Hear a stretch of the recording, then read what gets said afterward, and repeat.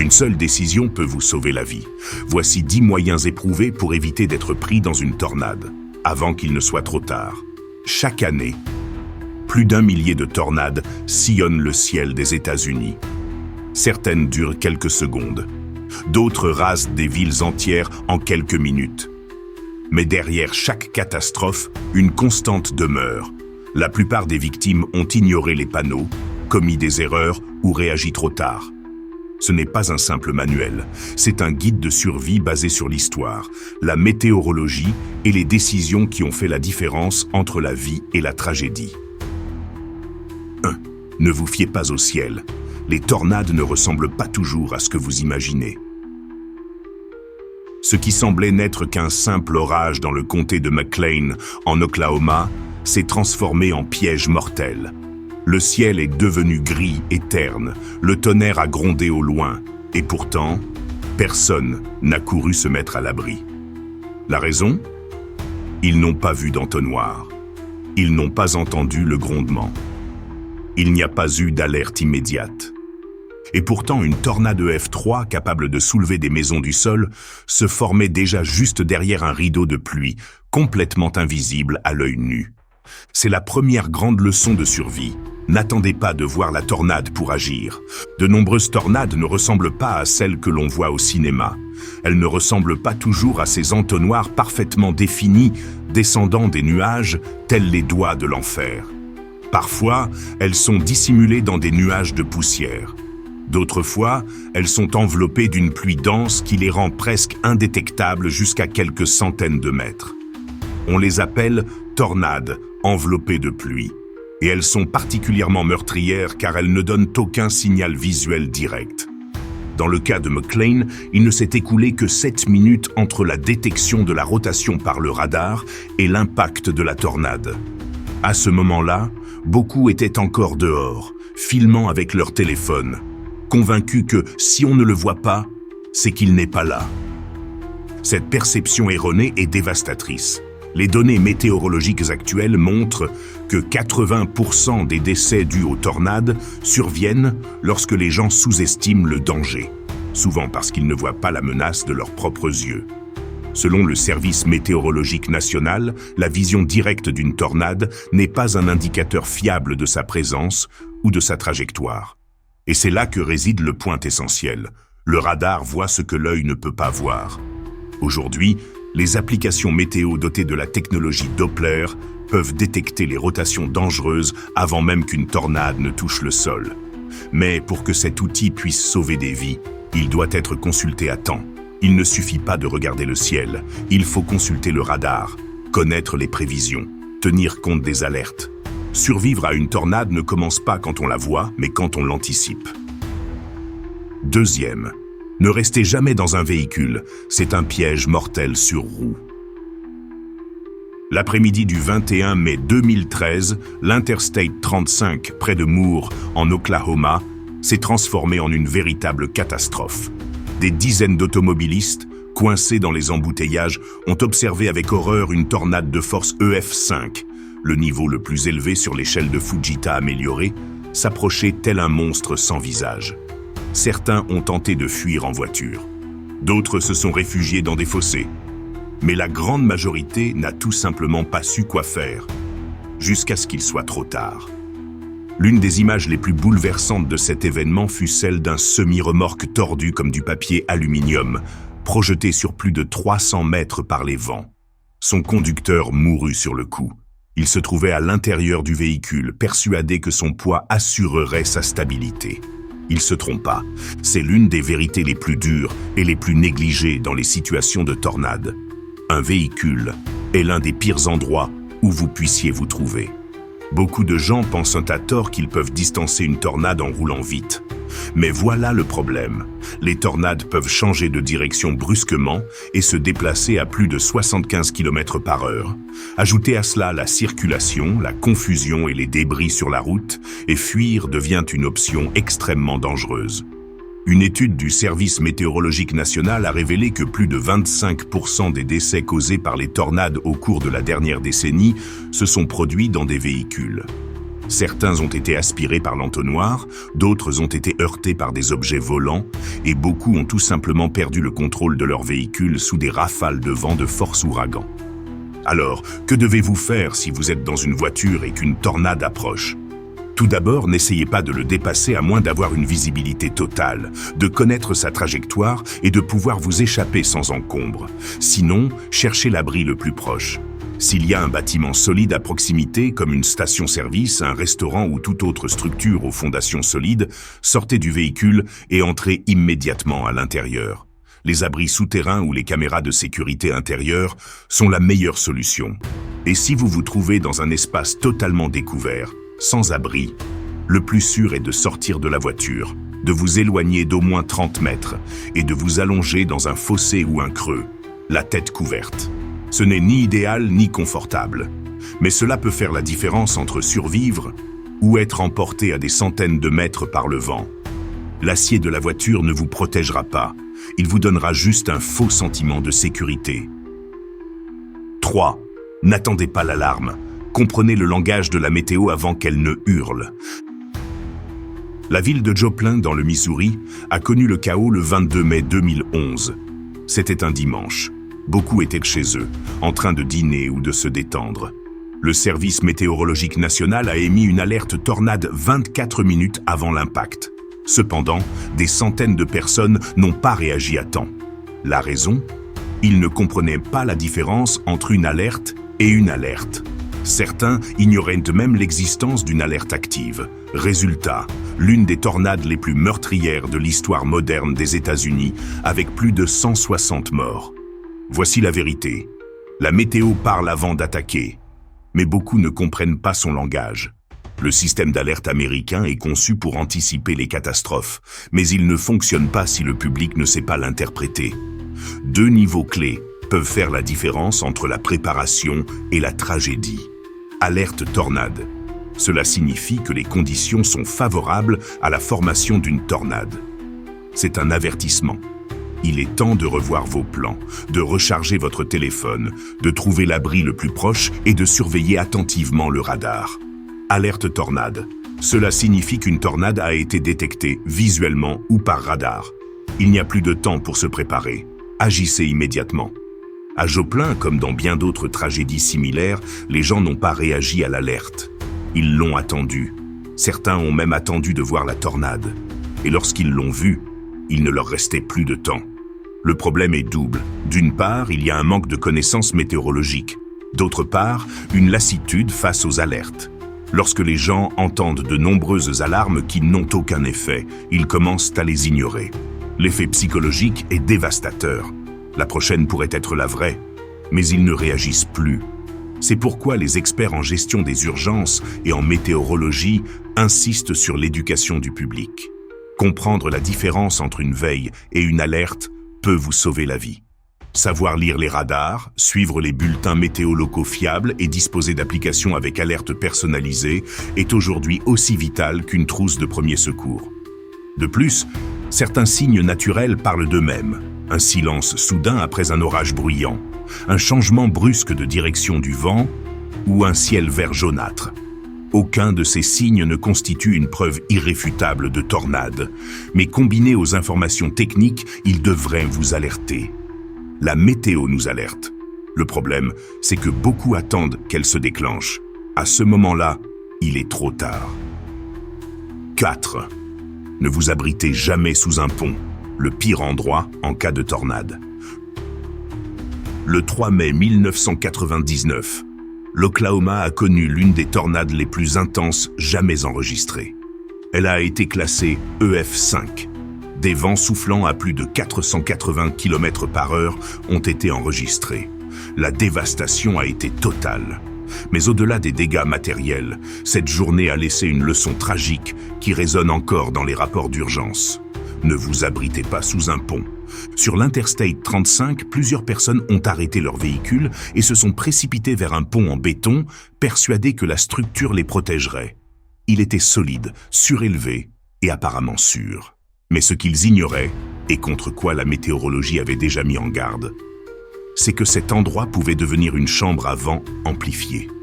Quelques minutes plus tard, la tornade frappait, la pression monta en flèche. Le vent, canalisé par la forme du pont, devint encore plus violent.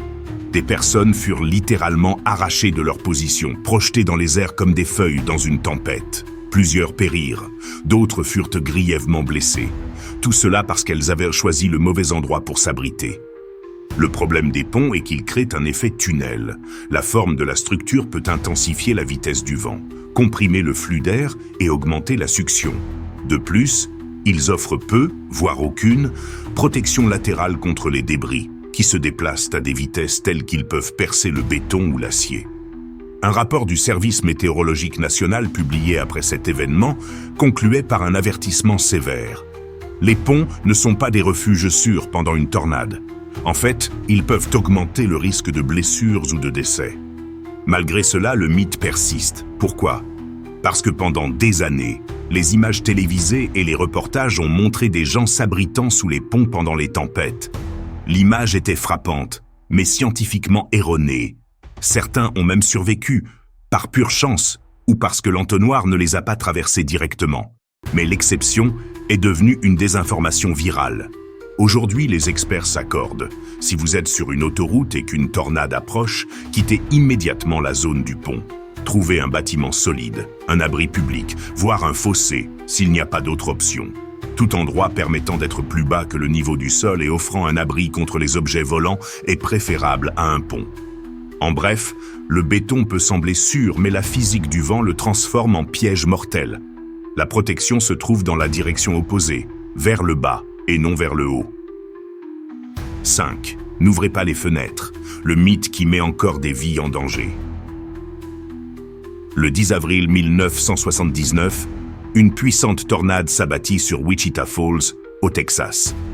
Ce tourbillon de vent emporta des véhicules, déracina des arbres et déchira des structures comme du carton. À son passage, plus de 50 personnes avaient péri. Nombre d'entre elles commettèrent une erreur fatale qui, des décennies plus tard, continue de se répéter. Elles ouvrirent les fenêtres, croyant ainsi empêcher la maison d'exploser sous la pression. Ce conseil erroné, transmis de génération en génération, découle d'une mauvaise interprétation de la physique. Le mythe dit ceci: si une tornade approche, ouvrez les fenêtres pour équilibrer la pression et empêcher la maison d'exploser. Cela semble logique, mais c'est complètement faux. Et cela peut vous coûter la vie. En réalité, la pression à l'intérieur d'une maison change aussi rapidement qu'à l'extérieur à l'approche d'une tornade, et l'ouverture des fenêtres n'a pas d'effet significatif sur cette différence. Au contraire, elle permet à des débris volant à grande vitesse de pénétrer dans la maison qui peuvent se transformer en projectiles mortels. Lors de la tornade de Wichita Falls, plusieurs rapports des services d'urgence ont révélé des cas où des personnes ont perdu des secondes vitales à ouvrir leurs fenêtres au lieu de chercher refuge. Certaines ont été frappées par des éclats de verre, des débris, voire des morceaux de bois. D'autres sont restées coincées dans des pièces extérieures sans avoir le temps de se mettre à l'abri. Et l'ironie est la suivante. La plupart des maisons n'explosent pas à cause de la pression interne. Elles s'effondrent à cause d'une défaillance structurelle. Le toit s'envole en premier, fragilisant les murs et rendant tout vulnérable aux vents violents. Ouvrir une fenêtre non seulement n'empêche pas ce phénomène, mais peut même l'accélérer en permettant au vent de s'engouffrer et de pousser à l'intérieur. Le Centre de prévision des tempêtes et la National Oceanic and Atmospheric Administration, NOAA, ont démenti ce mythe à plusieurs reprises. Leurs recommandations sont claires. À l'approche d'une tornade, ne perdez pas de temps à ouvrir quoi que ce soit. Éloignez-vous immédiatement des fenêtres. Alors, que faire ? Rendez-vous à l'endroit le plus sûr de votre maison. Une salle de bain intérieure, un placard sans fenêtre ou un sous-sol, s'il y en a un. Emportez un matelas ou une couverture épaisse pour vous couvrir. Et tenez-vous loin des surfaces vitrées. Le temps que vous passez à ouvrir une fenêtre peut être exactement ce dont vous avez besoin pour vous mettre en sécurité. 6. Ne comptez pas sur des sous-sols mal construits. Votre abri pourrait être voué à l'échec. Le 1er juin 1967, la petite ville de Topeka, au Kansas, fut frappée par une tornade d'intensité EF5. Elle détruisit plus de 1000 maisons et fit des dizaines de morts. Ce que beaucoup ignorent, c'est que certaines de ces victimes se trouvaient dans des sous-sols. Comment est-ce possible? Un sous-sol n'est-il pas censé être l'endroit le plus sûr? La réponse réside dans une idée fausse courante. Tous les sous-sols n'offrent pas la même protection et certains peuvent devenir des pièges mortels s'ils n'ont pas été conçus pour résister à un effondrement structurel. Lors de la tornade de Topeka, plusieurs habitants se sont réfugiés dans des sous-sols en béton armés sans toit. Lorsque les maisons se sont effondrées sur eux, poutres en bois, appareils électroménagers et même voitures ont été emportées et sont tombés directement sur l'espace où ils se croyaient en sécurité. Certains sont restés coincés sous des tonnes de débris. D'autres ont été écrasés à mort. Ce qui devait être un sanctuaire souterrain est devenu leur tombeau. Le problème est plus courant qu'on ne l'imagine. De nombreuses maisons anciennes, notamment dans des États comme le Kansas, l'Oklahoma et le Nebraska, ont des sous-sols construits avant l'existence de réglementations strictes en matière de sécurité structurelle. Dans certains cas, le seul renfort est le plancher lui-même et les murs de briques. Mais une tornade ne respecte pas les constructions fragiles. Si le rez-de-chaussée s'effondre, le sous-sol peut se remplir de débris en quelques secondes. Alors, de quoi un sous-sol a-t-il besoin pour être vraiment sûr? Tout d'abord, il doit comporter une chambre interne renforcée, de préférence en béton ou en acier. Cette pièce sécurisée, appelée abri anti-tempête, peut résister aux impacts d'objets se déplaçant à plus de 300 km/h. Elle doit également être correctement ventilée, facilement accessible et exempte de matériaux lourds ou de meubles susceptibles de tomber. Deuxièmement, ne présumez jamais que le simple fait d'être sous terre garantit votre protection. Évaluez la structure au-dessus de vous. S'il s'agit d'une maison mobile, d'une caravane ou d'une maison dont le toit est fragile, un sous-sol pourrait ne pas suffire. Troisièmement, préparez votre sous-sol avant l'arrivée de la tempête. Munissez-vous de lampes de poche, d'eau, d'un sifflet, d'une radio à pile et d'un casque pour vous protéger la tête. Si vous êtes coincé, ces objets peuvent vous aider à survivre et à être retrouvés. En bref, un sous-sol bien aménagé sauve des vies. Un sous-sol mal aménagé y met fin. 7. N'ignorez pas le pouvoir des débris. Ceux qui volent, tuent.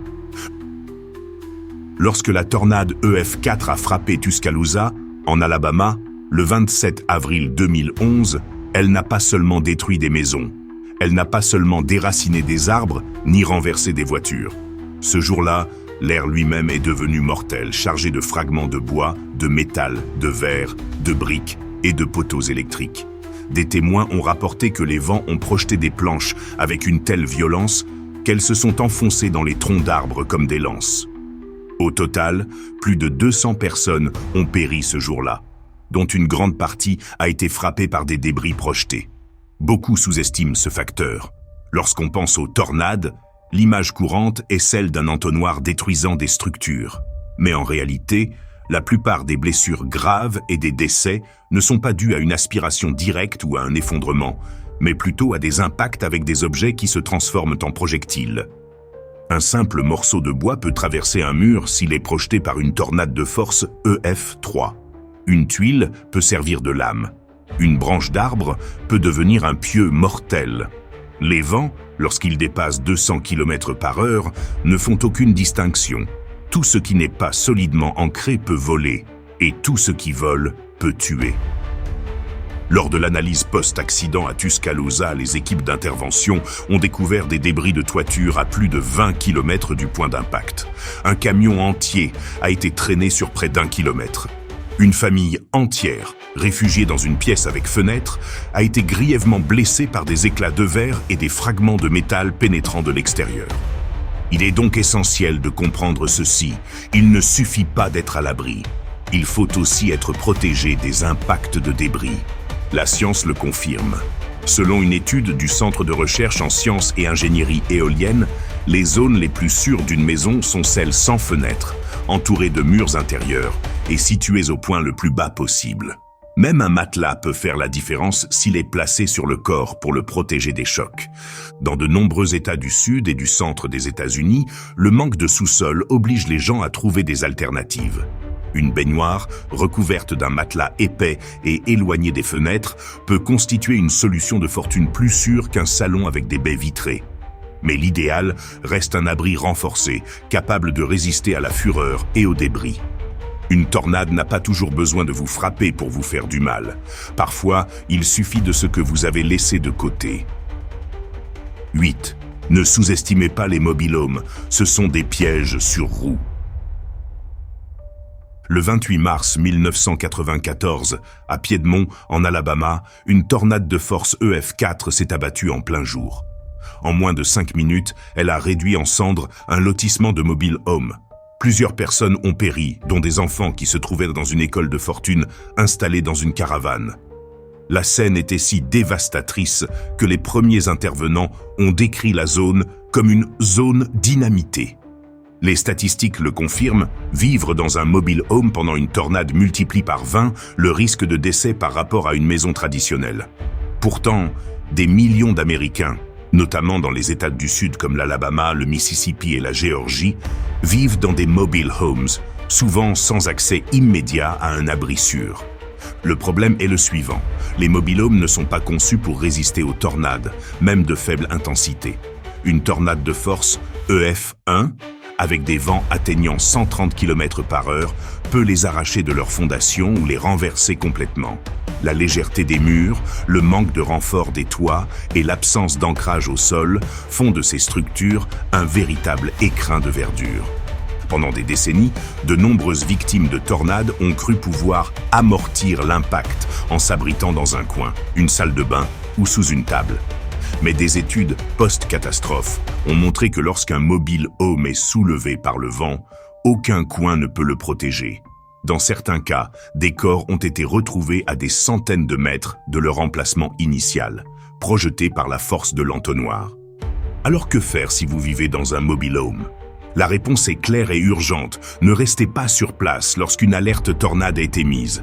Vous devez avoir un plan d'évacuation préétabli, qu'il s'agisse d'un abri souterrain collectif, d'une église proche, d'une habitation permanente avec sous-sol ou d'un bâtiment public robuste. L'important est d'agir tôt. Si vous attendez la dernière minute, la tornade peut vous atteindre avant même votre départ. De plus, de nombreuses communautés vulnérables ont commencé à installer des abris individuels en acier, enterrés dans le sol à côté des maisons mobiles. Certes, ils sont coûteux, mais ils représentent un investissement pour la survie. Un tel abri peut résister à des impacts de débris à plus de 300 km/h et rester intact, même si la structure qui le surplombe est rasée. La tragédie du Piémont, comme celle de dizaines d'autres communautés similaires, nous apprend une leçon claire. Un mobile home n'est pas un abri, c'est un risque. 9. Ne sortez pas pour enregistrer. Votre téléphone portable n'est pas un bouclier. Le 20 mai 2013, la ville de Moore, en Oklahoma, a été frappée par une tornade d'intensité EF5. Ce fut l'une des plus destructrices de l'histoire récente. Mais parmi les rapports de dégâts et de victimes, un fait inquiétant est apparu. Des dizaines de personnes étaient dehors, filmant la tornade avec leur téléphone portable, alors que l'entonnoir avait déjà balayé la ville. Certaines ne sont jamais revenues. Ce jour-là, comme tant d'autres, la fascination a pris le dessus sur la peur, et cette fascination a coûté des vies. À l'ère des réseaux sociaux, du streaming en direct et des contenus choquants, des centaines de personnes sortent lors d'une alerte tornade, non pas pour fuir ou se mettre à l'abri, mais pour documenter le phénomène. Certains grimpent sur les toits, d'autres se tiennent au milieu de la rue. Beaucoup le font par curiosité, mais d'autres en quête de célébrité ou de viralité. Ce qu'ils ne comprennent pas, c'est que les tornades sont imprévisibles dans leurs mouvements et leurs comportements. Elles peuvent paraître lointaines et changer de direction en quelques secondes. Elles peuvent se cacher derrière la pluie. Elles peuvent générer des micro-tornades satellites autour d'elles. Et surtout, elles peuvent tuer ceux qui pensent avoir une minute de plus.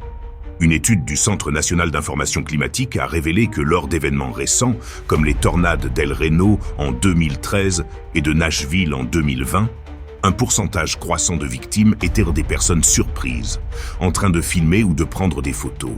Elles ne fuyaient pas, elles filmaient. Même des chasseurs d'orage professionnels sont morts pour avoir sous-estimé la vitesse ou la trajectoire d'une tornade lors d'un tournage. Le cas le plus tragique est celui de Tim Samaras, de son fils Paul et de leur collègue Carl Young, décédés lors de la tornade d'El Reno. Leur équipe était l'une des plus expérimentées du pays. S'ils ont pu être capturés, n'importe qui peut l'être. L'erreur est de croire que la technologie vous donne du pouvoir. Votre téléphone portable vous connecte, certes, mais il ne vous protège pas. Votre appareil photo ne vous alerte pas. Votre écran ne voit pas le danger venir de derrière. Et si vous regardez le ciel, vous ne voyez pas les débris, les fils électriques tombés, les voitures déplacées ou les objets volant vers vous. Les autorités sont claires, dès qu'une alerte tornade est émise, laissez tout tomber. Mettez-vous à l'abri. Oubliez la photo. Ignorez la tentation de la vidéo. Documenter une tornade peut sembler épique, jusqu'à ce que vous deveniez une statistique. Dix. N'improvisez pas, il faut planifier avant, pas pendant. 26 avril 1991, Andover, Kansas. Une tornade de force 5 a rasé des quartiers entiers en quelques minutes.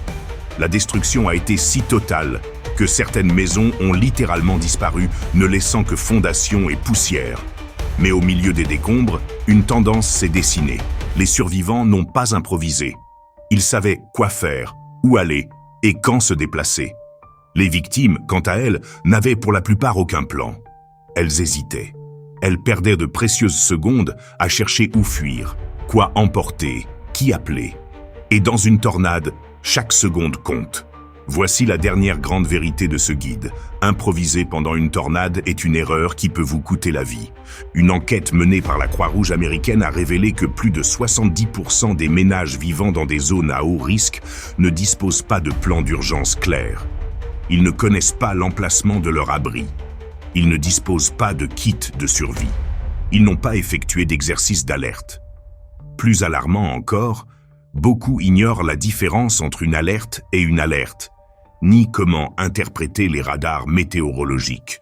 Lorsqu'une alerte retentit, il n'y a pas de temps pour réfléchir. Il faut simplement agir. Par conséquent, il ne faut pas se préparer dès que la sirène retentit, mais des semaines, voire des mois avant la saison des tornades. Un plan efficace comprend: sachez exactement où se trouve votre abri le plus sûr, qu'il s'agisse d'un sous-sol, d'une pièce intérieure sans fenêtre, d'un abri communautaire ou d'une installation renforcée. Ayez une trousse d'urgence contenant de l'eau, des lampes de poche, une radio à pile, des médicaments, des documents essentiels et des chargeurs portables. Établissez un point de rencontre avec votre famille ou vos contacts d'urgence au cas où vous seriez bloqué. Et surtout, pratiquez ce plan au moins une fois par an. Simuler une situation réelle aide votre corps à agir sans réfléchir le moment venu. Dans nombre des catastrophes les plus meurtrières, comme celles de Joplin, Tuscaloosa et Moore, les récits de survie ont un point commun. Nous savions exactement quoi faire. Tandis que les récits de ceux qui n'ont pas survécu, recueillis par leur famille ou leurs voisins, commencent souvent par des phrases comme « Ils ont essayé de courir vers la voiture. Ils sont partis à la recherche des enfants. Ils sont allés chez le voisin. » Improviser est un luxe que vous ne pouvez pas vous permettre lorsque vous avez moins de 5 minutes avant l'impact. Une tornade n'attend pas. Vous ne devriez pas attendre non plus.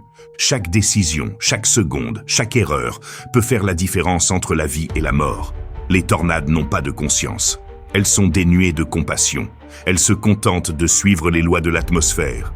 Mais nous, les humains, avons un avantage. Nous pouvons apprendre. Nous pouvons nous préparer. Nous pouvons agir avant que le ciel ne se fissure. Êtes-vous aussi passionné par les tornades que nous? Vous souhaitez les comprendre, les respecter et y survivre? Alors abonnez-vous dès maintenant à Extreme Tornado, la chaîne où la science rencontre l'adrénaline. Histoire vraie, analyse de tempête, guide de survie et les tornades les plus impressionnantes de la planète. Tout en un.